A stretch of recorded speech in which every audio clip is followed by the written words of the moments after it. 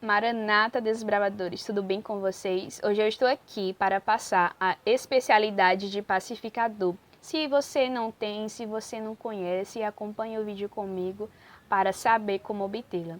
Essa especialidade faz parte do grupo de atividades missionárias e comunitárias.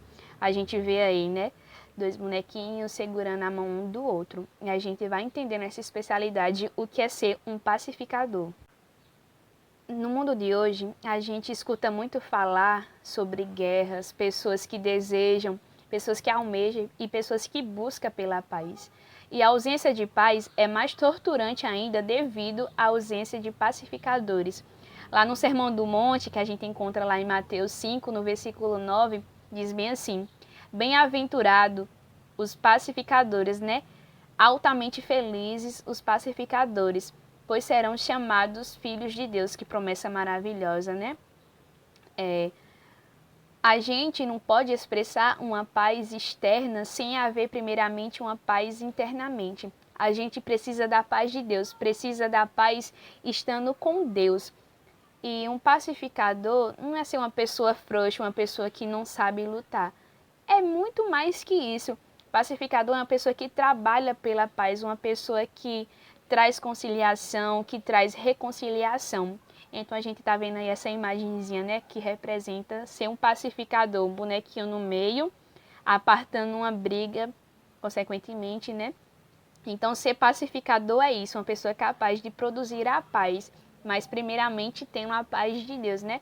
Você precisa da paz de Deus para ser um pacificador. E a gente vai conhecer mais profundo o que é ser um pacificador nessa especialidade.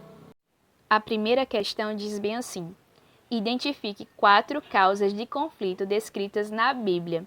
Leia as seguintes passagens como ponto de partida. Então eu vou ler aqui com vocês agora, vocês acompanhem comigo. E fora as 4 que está aqui, vocês não podem pegar elas, tem que ser outras. Vocês vão pesquisar, vão encontrar aí na Bíblia 4 causas de conflito. A Gálatas 2, 11 até o 14 diz bem assim: Quando, porém, Pedro veio a Antioquia, enfrentei-o face a face, por sua atitude condenável. Pois antes de chegarem alguns da parte de Tiago, ele comia com os gentios. Quando, porém, eles chegaram, afastou-se e separou-se dos gentios, temendo os que eram da circuncisão. Sim, temendo os que eram da circuncisão. Os demais judeus também se uniram a ele nessa hipocrisia, de modo que até Barnabé se deixou levar. Quando vi que não estavam andando de acordo com a verdade do Evangelho, declarei a Pedro diante de todos: Você é judeu, mas vive como gentil e não como judeu. Portanto, como pode obrigar gentios a viverem como judeus? Então, Paulo aqui, né? Ele observou essa situação, essa atitude de Pedro com os outros judeus quando Tiago e outros se aproximou. Eles estavam lá misturados com outros gentios e quando eles escutaram que Tiago e outras pessoas estavam vindo, eles temeram, né? Como diz aqui a observação. Pedro tinha medo do que a liderança pudesse pensar sobre ele. Então ele saiu do meio dos gentios e foi para outro lugar. E Paulo, observando aquilo, ele se indignou e ele se levantou na frente de todo mundo e declarou isso: Você que é judeu, você quer que os gentios se tornem judeus, mas você não é um judeu. Então houve uma hipocrisia aí, né? Sem saber o que quer e com medo do que os seus líderes iriam pensar. Então ele teve medo da sua liderança. Então você vai identificar uma história que tem a ver mais ou menos com isso ou de outra forma. Você também pode colocar observação. Você vai lá e vai escrever, né? Tá em tal coisa. Você vai escrever o versículo todo, vai escrever a observação. Qual foi o conflito que aconteceu na história que você escolheu? A letra B, que se encontra em 1 Coríntios 12, do versículo 12 ao 31, diz bem assim: E se o ouvido disser, porque não sou olho, não pertenço ao corpo, nem por isso deixa de fazer parte do corpo. Se todo o corpo fosse olho, onde estaria a audição? Se todo o corpo fosse ouvido, onde estaria o olfato? De fato, Deus dispôs cada um dos membros no corpo segundo a sua vontade. E se todos fossem um só membro, onde estaria o corpo? Assim há muitos membros, mas um só corpo. Então a gente pode tirar uma lição aqui desse versículo, né? Imagine a igreja só com pregadores, só com cantores, só com recepcionistas, só com diáconos. Então não tem lógica, cada quem tem o seu papel importante no corpo, né? Na igreja. Então todo mundo tem um papel muito importante a desempenhar.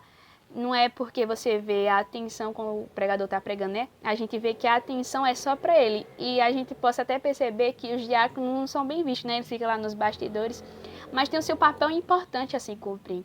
Então a gente não pode querer desejar estar no lugar do outro, querer ser o outro para querer a atenção. Porque você tem um papel importante onde quer que você esteja. E nessa situação aqui, vocês podem terminar de ler, eu só resumi aqui alguns versículos, mas você pode ler o capítulo todo, do 12 até o 31, para você entender melhor. E a observação que eu tirei aqui foi que um acha que é superior ao outro. E na igreja a gente não é superior um ao outro. A gente tem a nossa função, tem o nosso papel importante. Se é o nosso papel, as coisas não andam. Então, se você gosta de ficar na recepção, seja da recepção. Se você é pregador, seja pregador. Não queira ser um do outro, não queira tomar o lugar do outro. Porque a sua função, ela é importante. Seja na frente ou seja nos bastidores, né? A gente vai para a letra C, que diz assim, que está lá em Gênesis 13, do 1 até o 12. Eu também resumi, peguei uns versículos que resumia toda a história, que diz bem assim. Por isso surgiu uma desavença entre os pastores dos rebanhos de Abraão e os de Ló. Nessa época, os cananeus e os fariseus habitavam aquela terra. Então Abraão disse a Ló, não haja desavença entre mim e você, ou entre os seus pastores e os meus. Afinal, somos irmãos. Aí está a terra inteira diante de você.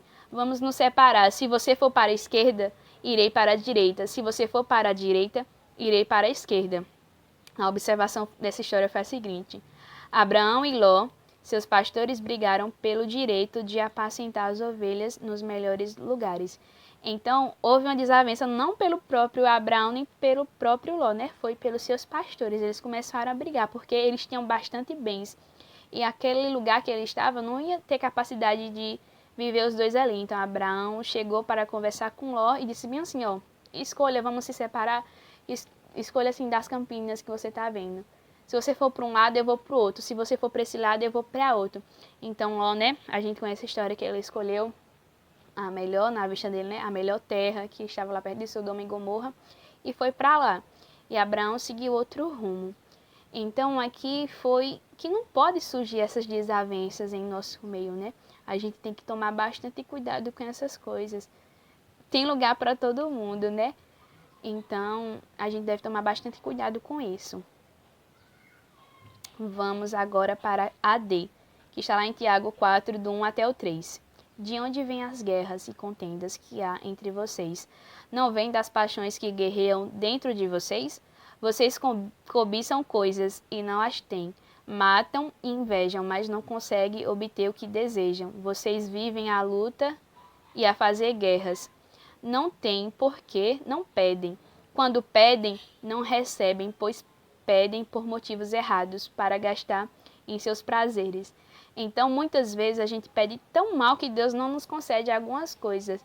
E quando Deus nos concede, a gente utiliza de forma errada, ou até mesmo pede de forma errada para satisfazer as nossas paixões, os nossos desejos da carne e não vai nos acrescentar em nada, né?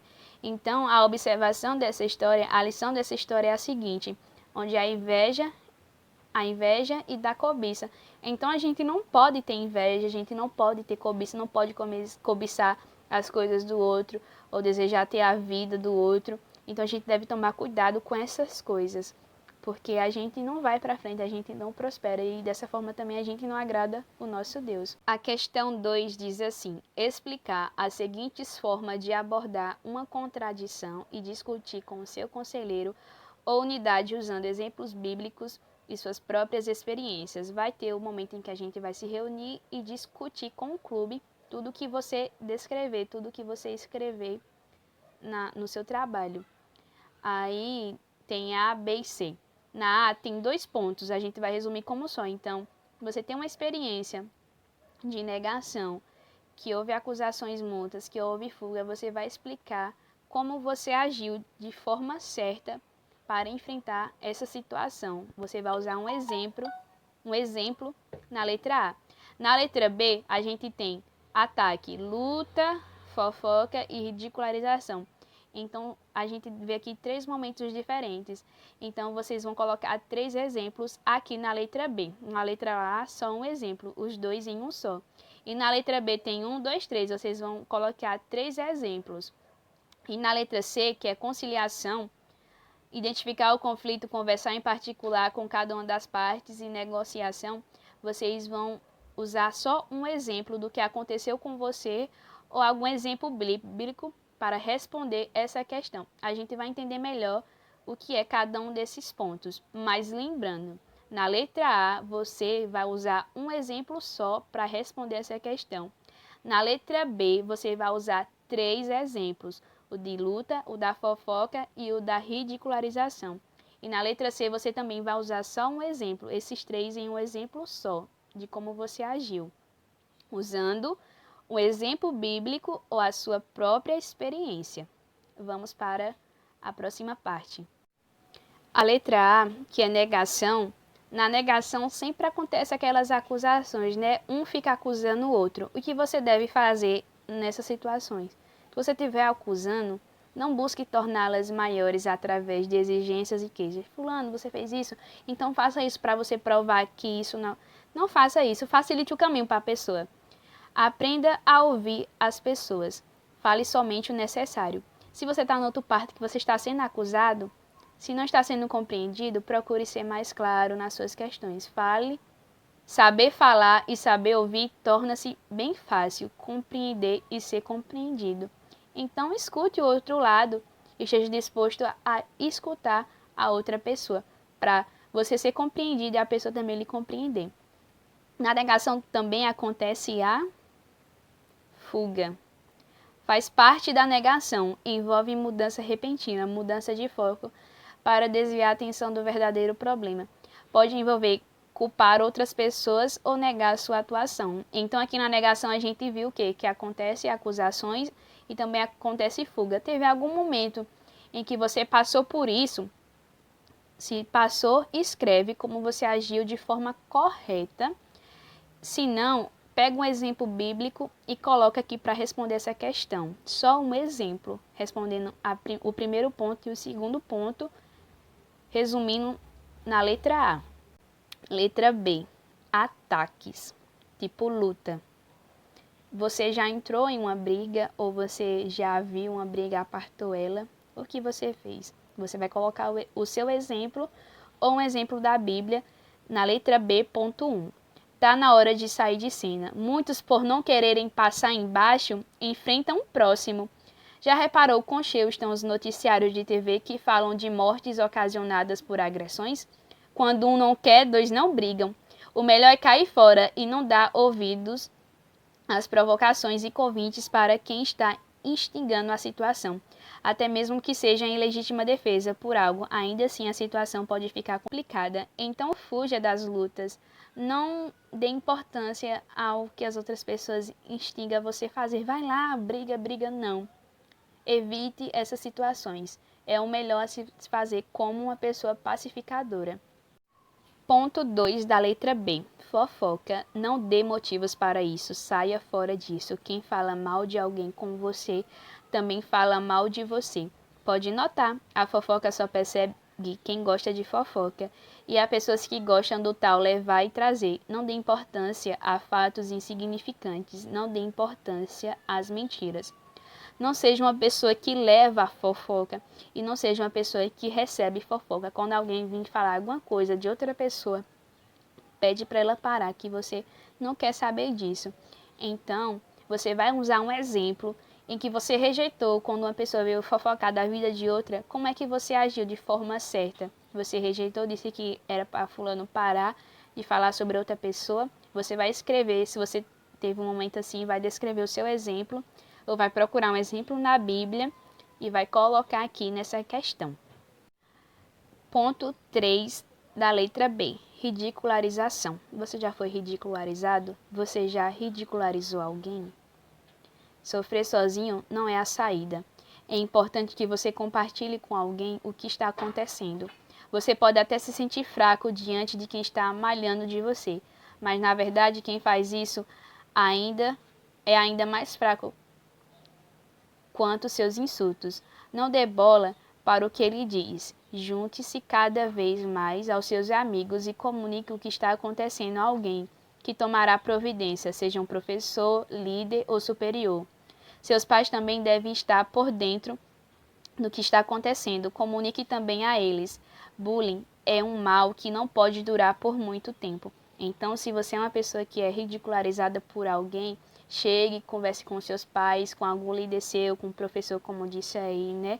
E converse sobre a situação. Não sofra bullying sozinho, não sofra bullying calado.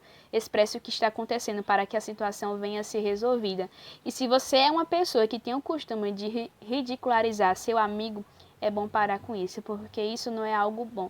Você pode prejudicar, pode magoar, né, o seu amigo. Então vamos tomar cuidado com essas situações. Letra C. Conciliação. Se você é uma das pessoas que não leva nada para casa, que quer resolver tudo na hora, por impulso, é para você essa questão.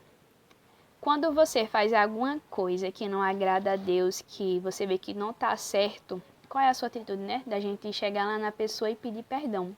E como você fez isso? Em algum momento em que você ridicularizou, você brigou com alguém, qual foi a sua posição para se reconciliar com essa pessoa? Conciliação, letra C.